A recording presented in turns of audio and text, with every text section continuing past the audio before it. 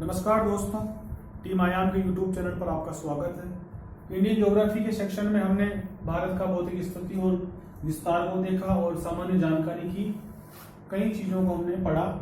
आज इस पूरे चैप्टर का अंतिम लेक्चर हम पढ़ते हैं। छोटा सा लेक्चर होगा और कुछ दो बातें हमको यहाँ पर पढ़नी होगी। नए जो दो राज्यों के साथ विभाजन हुआ, भौतिक क्षेत्र में थोड़ा सा परिवर्तन हमको, हालांकि भौतिक क्षेत्र में परिवर्तन तो नहीं है किंतु थोड़ा भारत के सामान्य जानकारी वाले पार्ट में थोड़ा बदलाव जो है वो ये है कि जम्मू कश्मीर का विभाजन हुआ। इसमें दो नए यूनियन टेरिटरी बनाए गए और दमन दीव और दादरा नगर हवेली को जोड़ करके एक यूनियन टेरिटरी बना दिया गया। तो यहाँ से अब क्या है, हालांकि पॉलिटी एंगल से यहाँ से सवाल बनने के चांसेस ज्यादा है, हो सकता है ज्योग्राफी के एंगल से भी पूछ ले।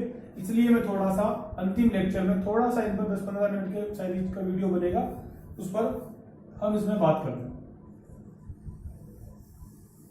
ये वाले पार्ट से हम देखते हैं। यहां हमको मिलेगा, देखो यहां जो गुजरात की सीमा खत्म होती है, यहां पर है दीव में जम्मू कश्मीर और दमन दीव और दादरा नगर हवेली, इनके बारे में बात कराऊंगा। दीव है यहां खत्म होता है और यहां पर आपको दमन मिलेगा, ठीक है। और इधर आपको मिलेगा दादरा नागर हवेली, दादरा नागर हवेली। यहां आपको पता है कि जम्मू कश्मीर वाला पार्ट है। तो दो प्रदेशों में इस बार उनके स्वरूप में परिवर्तन किया गया। पहला जम्मू कश्मीर में चेंजेस हुआ और दूसरा दमन दीव और दादरा नगर हवेली को एक करके एक अलग यूनियन टेरिटरी इनका बना दिया गया। तो सबसे पहले हम जम्मू कश्मीर के बारे में देखते हैं। यहां आप ज्योग्राफी एंगल से ना पढ़े, सिर्फ करंट अफेयर के एंगल से पढ़े कि करंट अफेयर में यहां से किस तरह से सवाल बन सकते हैं, ठीक है। याद रखना, आप चाहे हिस्ट्री के एंगल से सवाल उठाए, यहाँ से पॉलिटी वाले सवाल भी उठा सकता है और ज्योग्राफी वाले सवाल भी बना सकता है। इसलिए मैं चाहता हूं कि करंट के जो भी इश्यूज रहे उनको आप प्रयास करें अधिक से अधिक कि उनको अपन किसी भी एंगल से हम खुद उनसे सवाल बनाए और एग्जाम के लिए प्रिपेयर करें। हिस्ट्री के एंगल से आप खुद तैयार करें, पॉलिटी के एंगल से जब मैं पॉलिटी पढ़ाऊंगा तब बनाऊंगा, हिस्ट्री जब पढ़ाऊंगा तब भी मैं सवाल निकालने का प्रयास करूंगा। अभी मैं ज्योग्राफी के एंगल से पढ़ा रहा हूं तो मैं कोशिश करता हूं कि यहाँ से सवाल जितने बन सके उतने में बनाऊं। अगर छूट जाए, मैं छोटा सा लेक्चर है तो पूरा तो नहीं बता पाऊंगा आपको, पर जितना हो सके आप भी कोशिश करें कि यहाँ से सवाल निकले। तो जम्मू कश्मीर उत्तरी क्षेत्र में है, भारत के उत्तर में है, पता है हमको, ठीक है। इसकी बाकी विशेषताएं, यहाँ कौन कौन से दर्रे हैं, हिमालय का कौन सा भाग यहाँ तक पहुंचता है, वो अगले बाकी जो वीडियो भौतिक प्रदेश पढ़ेंगे भारत के उनमें पढ़ेंगे। यहाँ सिर्फ सामान्य जानकारी अपन पढ़ेंगे। सीधा ही सवाल आपसे पूछा जाएगा, जम्मू कश्मीर का विभाजन कब किया गया? जम्मू कश्मीर का विभाजन कब किया गया? 31 अक्टूबर 2019। ये ऑफिशियल डेट याद रखनी है आप। कुछ लोग 5 अगस्त याद रखेंगे, कुछ लोग 5 अगस्त याद रखेंगे, वो गलत हो जाएगी। 5 अगस्त तो संसद में प्रस्ताव पेश किया गया। वो प्रस्ताव पेश करना जो है ना, वो फाइनल डेट नहीं होती, वो पेशगी की डेट होती है। हमारे देश के गृह मंत्री ने, अमित शाह जी ने 5 अगस्त को जो न्यूज आई थी, 6 अगस्त को सुबह अखबार में न्यूज आई, तो 5 अगस्त के दिन प्रस्ताव पेश किया गया था जम्मू कश्मीर के 370 वगैरह हटाने और नए इसके 2 विभाजन करके बनाने का। वो प्रस्ताव पेश था। ऑफिशियली जिस दिन जम्मू कश्मीर का विभाजन हुआ वो तारीख कौन सी है? 31 अक्टूबर 2019। याद रखना है आपको। किस किस पार्ट में बांटा? इसको 2 हिस्सों में बांट दिया। कौन कौन सा? एक तो जम्मू कश्मीर और दूसरा भाग लद्दाख। यहां ये 2 तो याद रहेंगे। इधर के कितने जिले इसके शामिल किए? 22 जिले। 22 जिले जम्मू कश्मीर को दिए और 2 जिले लद्दाख को दिए। 2 है तो याद कर लेते हैं कौन कौन से हैं। एक तो लेह और कारगिल। लेह और कारगिल दोनों जिले लद्दाख के हिस्से में है और 22 जिले जम्मू कश्मीर के हिस्से में है। यह भी याद रखना है कि नया नक्शा कब जारी किया। यह सवाल ज्योग्राफी का प्योर सवाल बन सकता है। भारत के भौतिक प्रदेश का हाल ही में नया नक्शा जारी किया गया। किस तारीख को किया गया हमें याद रखना है। किस तारीख को भारत का नया नक्शा जारी किया गया? 2 नवंबर 2019। भारत का नया नक्शा कब जारी किया गया? ये तारीख आपको करंट अफेयर के सवाल के लिए याद करनी है। 2 नवंबर 2019 को नया नक्शा जारी किया गया। भारत का नया नक्शा, नया वाला नक्शा मैप कब जारी किया गया? 2 नवंबर 2019 को। किसने जारी किया? कौन जारी करता है? किसने जारी किया? Survey general of India. Survey general of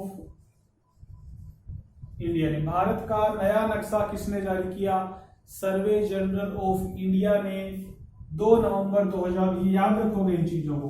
31 अक्टूबर 2019 की तारीख याद रखनी है। तारीखें उतनी महत्वपूर्ण नहीं होती, किंतु जब वो करंट अफेयर से जुड़ जाती है तब वो ज्यादा इंपॉर्टेंट हो जाती है। जम्मू कश्मीर का मसला भी नया रहेगा 7-6 महीने तक, और तो इसलिए आपको डेट याद करनी है। 2 भागों में विभाजन किया, जम्मू कश्मीर और लद्दाख। ये चीजें हमने जम्मू कश्मीर के बारे में याद की।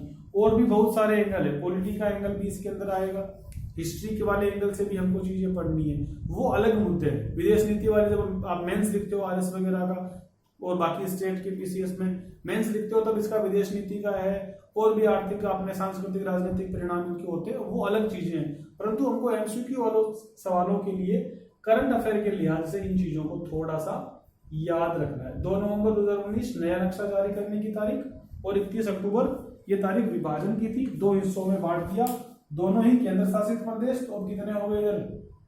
पहले 7 थे, फिर 2 हो गए, फिर 1 माइनस हो जाएगा, वो आगे पढ़ेंगे। ये हमने पढ़ा जम्मू कश्मीर के बारे में। अब देखते हैं दादरा नगर हवेली और दमन दीव, इनका एकीकरण हुआ। जम्मू कश्मीर का तो विभाजन हुआ, इनका क्या हुआ? दोनों का एकीकरण। क्या लिखेंगे? दमन दीव और दादरा नगर हवेली का एकीकरण। और वही आपको तारीख याद करनी है, कब हुआ? जम्मू कश्मीर का विभाजन कब हुआ? 31 अक्टूबर 2019। और मैं पूछूं कि दमन दीव और दादरा नगर हवेली का एकीकरण कब हुआ? और ऑप्शन में आपको 1 तारीख तो वो देखे रखेगा ताकि आप गलती करें, किंतु अपने को तारीख याद रखनी है। 26 जनवरी 2020 ऑफिशियल डेट ये है। 26 जनवरी 2020 को दमन दीव और दादरा नगर हवेली का एकीकरण हुआ। एकीकरण का मतलब क्या है? दोनों यूटी को मिलाकर, यूटी का मतलब यूनियन टेरिटरी, केंद्र शासित प्रदेश, दोनों यूटी को मिलाकर एक यूटी बनाया गया। दोनों यूटी को मिलाकर, दोनों केंद्र शासित, दमन दीव, यहां देखो, यहां दीव है, यहां दमन है, इन दोनों का एक था, और ये मतलब 3 शहर हो गए कुल मिलाकर, ठीक है। इन्हें मिलाकर के एक यूनियन टेरिटरी बनाया गया। पहले कितने थे? 2 अलग अलग थे, मतलब दमन दीव दोनों साथ में थे मिलकर के, और यूनियन ये आपका दादरा नगर हवेली अलग था। अब इनको मिलाकर के क्या कर दिया गया? एक यूनियन टेरिटरी बनाया गया। तारीख कौन सी? 26 जनवरी। एक सवाल तो सीधा सीधा इधर से बन जाएगा। अगला सवाल मैपिंग से पूछेगा, मानचित्र से पूछेगा। मैं आपको मानचित्र दिखा देता हूं, एक बार मानचित्र ले आता हूं आपके लिए।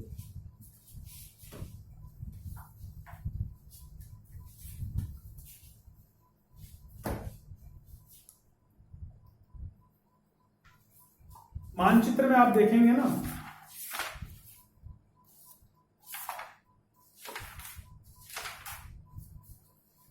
यहां मानचित्र जब आप देखेंगे तो मानचित्र में आपको दीव यहां मिलेगा। देखो गुजरात का जो हिस्सा है ना, इसके नीचे बिल्कुल एक छोटा सा पॉइंट आपको दिख रहा है, ये दीव है, दमन यहां है और दादरा इधर है।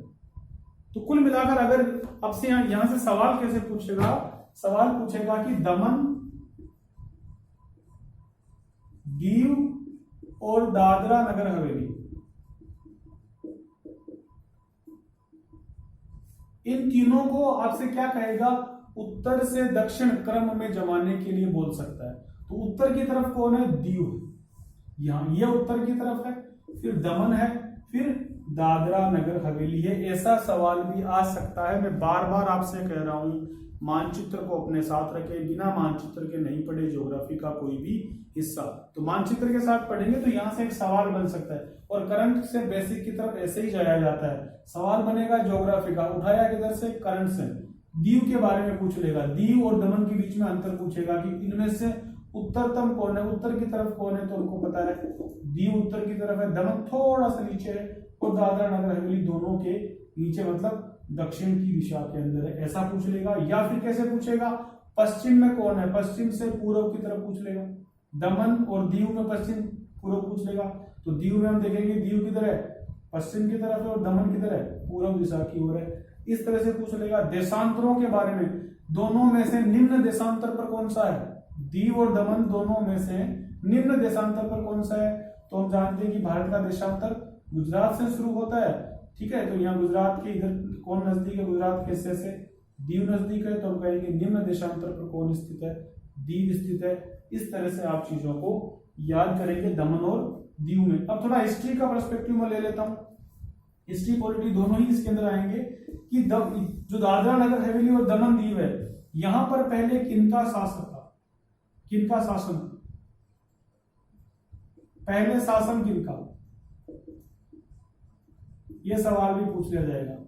पुर्तगालियों का था या फ्रांसीसियों का था, डचों का था या अंग्रेजों का था, ऐसे करके भी सवाल आ सकता है। दमन दीव पर पहले शासन किसका था, या दादरा नगर हवेली पर पहले शासन किसका था, तो याद रखोगे पुर्तगालियों का शासन था।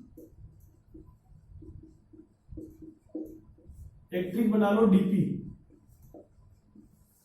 डीपी डीपी होती है ना, फेसबुक व्हाट्सएप पर लोग लगाते हैं, उसी तरह से डीपी का एक ट्रिक बना लो। डीपी मतलब दमन दीव और दादरा, सभी में देखो डी डी है, यहाँ भी डी है पहला वर्ड, यहाँ भी डी है, तो ये डीपी के नाम से बना लो।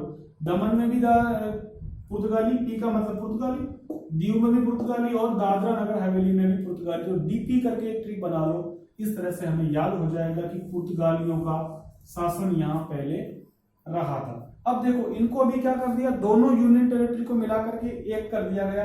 तब आपको ये भी पूछा जा सकता है कि इनको भारत के हिस्से में, देखो जब पुर्तगालियों का शासन था, इसका मतलब भारत का हिस्सा, अंग्रेजों का हिस्सा भी नहीं था। जब देश आजाद हुआ तो भारत में, अभी वर्तमान भारत में इनको सबसे पहले कब शामिल किया गया, याद रखोगे। देखो दादरा नगर हवेली को इनसे पहले शामिल किया गया 10वां संविधान संशोधन, याद रखोगे। संविधान संशोधन को मिलान करने वाले सवाल भी पूछे जाते हैं, तो हो सकता है अपने को यहां से भी सवाल पूछ ले। 10वां संविधान संशोधन, 10वां संविधान संशोधन 1961। हालांकि भारत में शामिल कब किया इसको, भारत में शामिल कर लिया 1954 में। शामिल करना अलग बात है, और भारत के क्षेत्र का हिस्सा बनाना संविधान संशोधन के द्वारा ये काम किया गया 1961 में। ये 54 में भारत में शामिल मत लिखो इसको, पुर्तगालियों से स्वतंत्र हुआ ये स्वतंत्र, मतलब पुर्तगाली कब छोड़ के चले गए थे, 1954 में।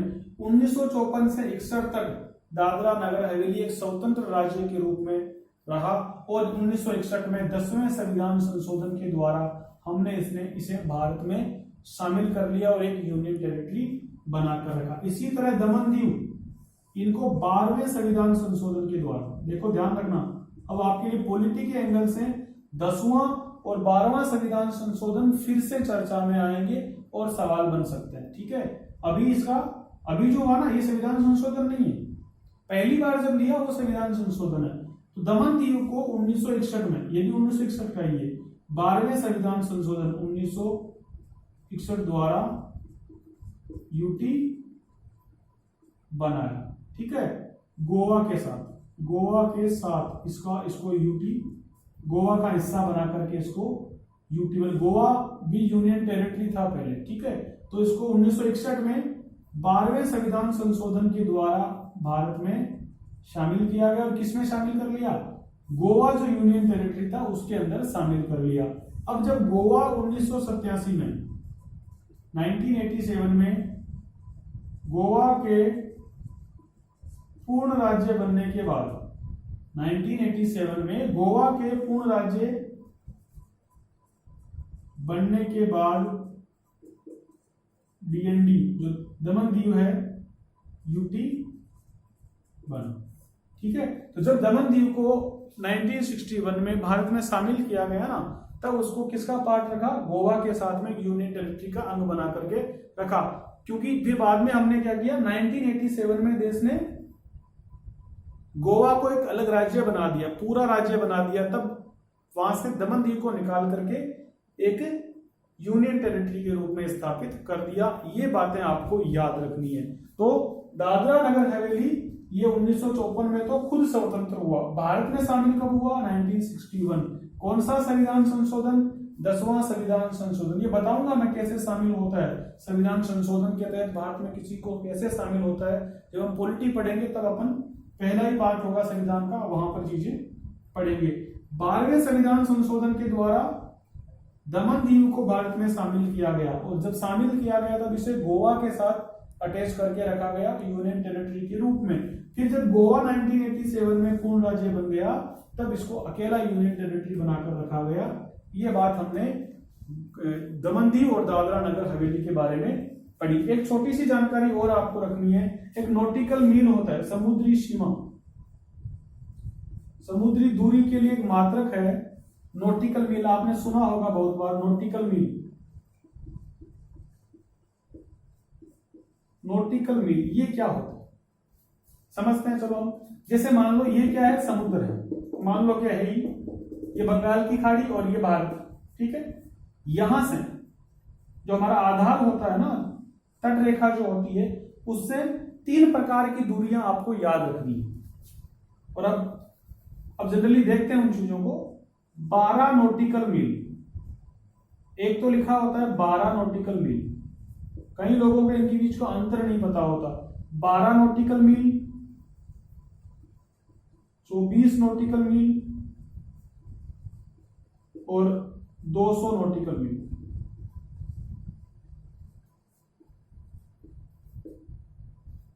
समुद्र की जो दूरी होती है, देखो जमीन की दूरी को अपन किलोमीटर वगैरह में नाप लेते हैं, हम जानते हैं कि इतना किलोमीटर इतना दूर है।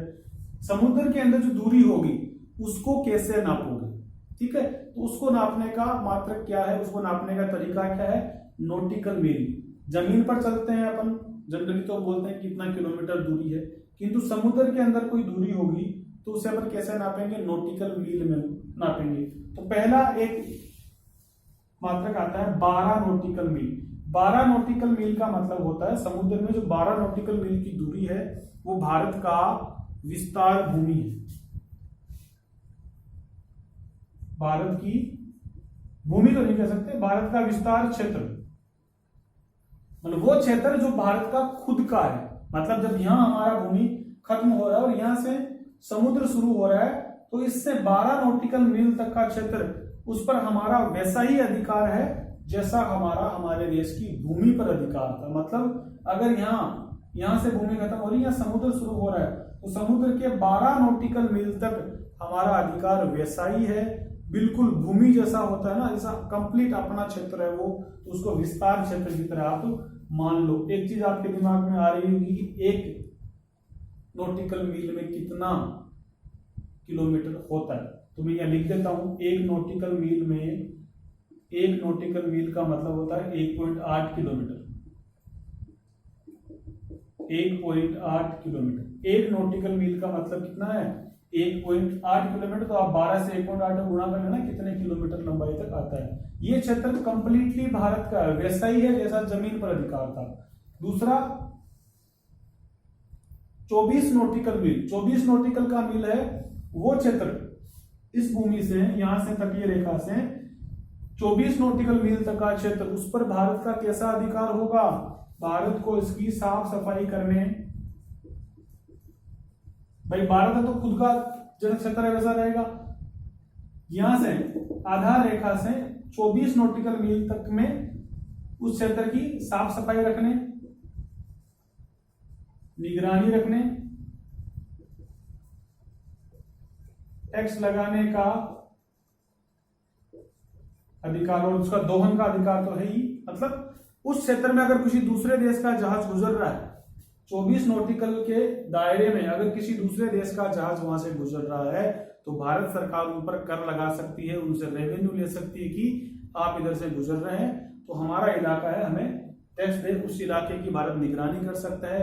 वहाँ जो समुद्री कचरा होता है उन चीजों को निकालने वगैरह की पूरा एक तरीका भारत सरकार वहां पर कर सकती है। इसके बाद 200 नॉटिकल मील, 200 नॉटिकल मील को बोलते हैं अनन्य आर्थिक क्षेत्र,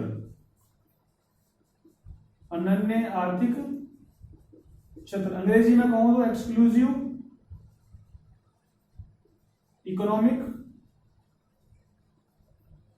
जोन, एक्सक्लूसिव इकोनॉमिक जोन, अनन्य आर्थिक क्षेत्र। इसका मतलब क्या होता है, 200 नॉटिकल मील तक कर लो गुणा 1.8 से, उतने दूरी तक, उतने किलोमीटर तक, मतलब 200 नॉटिकल मील तक, उतने लंबे क्षेत्र तक भारत को संसाधनों के दोहन का अधिकार है, संसाधनों के दोहन का अधिकार है। मतलब 200 नॉटिकल मील तक भारत वहां उस समुद्र के तलहटी में जितने भी संसाधन मिलते हैं, गैस मिलता है, पेट्रोलियम पदार्थ मिलते हैं उसकी समुद्र तल से, उनका दोहन करने का, उनका खनन करने का भारत को अधिकार है 200 नॉटिकल मील। और उसके बाद का जो क्षेत्र होता है उसको बोलते हैं हाई सी, मतलब उच्च समुद्री क्षेत्र। हाई सी मतलब जिस पर सभी का अधिकार हो, बाकी दूसरे देश भी उस पर वहां से कुछ दोहन कर सकते हैं, वहां के संसाधनों का उपयोग कर सकते हैं। कुल मिलाकर अपन ने ये चीजें देखी तो समुद्री दूरी भी आपके ये हल्का सा छोटा सा चीज बचा हुआ था वो मैंने बता दिया। और कश्मीर और दमन दीव और दादरा नगर हवेली के इनके बारे में कुछ चीजें बची हुई थी, ये नए हैं, करंट से हैं, तो आप भी प्रयास करेगा इनके बारे में जितना भी आपको जानकारी मिलता रहे। आने वाले लगभग 6-7 महीने ये कोरोना के बाद जब भी एग्जाम होंगे तब यहाँ से सवाल आने के चांसेस बढ़ेंगे, क्योंकि करंट से बेसिक की ओर पूछने की प्रवृत्ति दिनों दिन बढ़ रही है। अभी में इतना ही। इसी तरह आपका भौतिक जो आपका भौतिक क्षेत्र था, भारत का विस्तार था, वो पूरा हुआ। अगले जो भी लेक्चर हम पढ़ेंगे ज्योग्राफी के, उनमें हम भारत के भौतिक प्रदेशों को पढ़ेंगे। तब तक के लिए आपको धन्यवाद, ऑल द बेस्ट।